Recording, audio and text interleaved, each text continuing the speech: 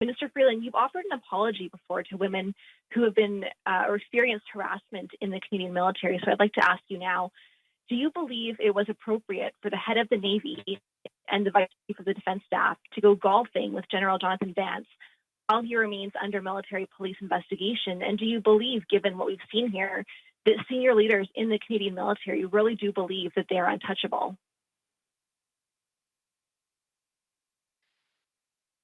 Thank you for the question, Amanda. I learned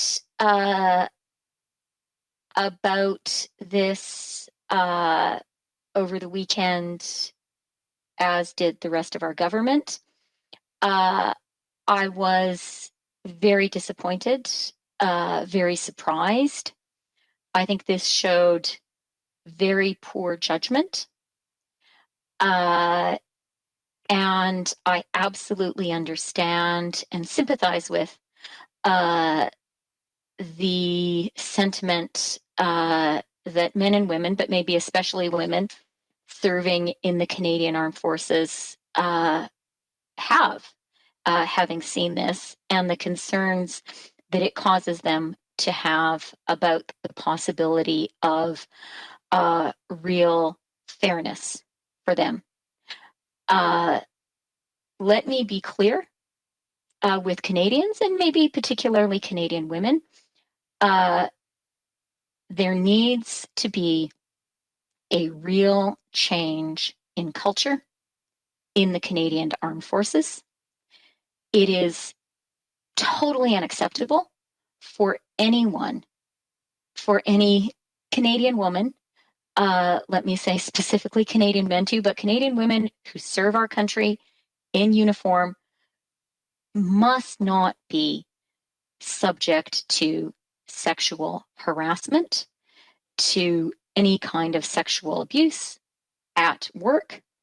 And they need to know that if harassment or abuse happens, there is a clear, fair, objective way that their complaints, a clear, objective, impartial way that their complaints will be addressed.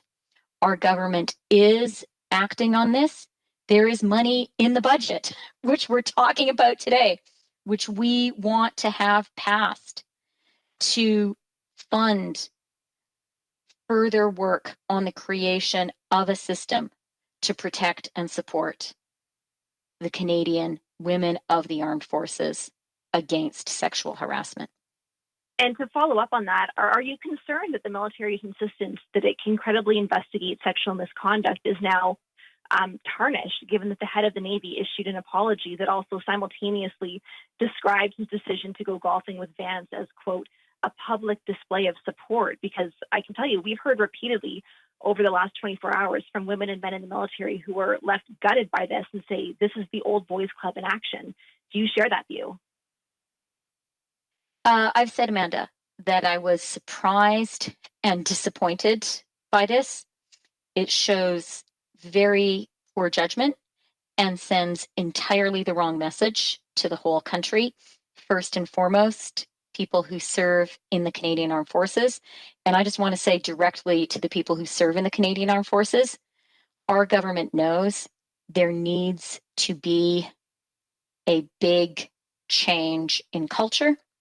And we know that people who are being harassed need to be able to speak out, and they need to have a system where they know their complaints will be taken seriously, will be treated impartially and fairly.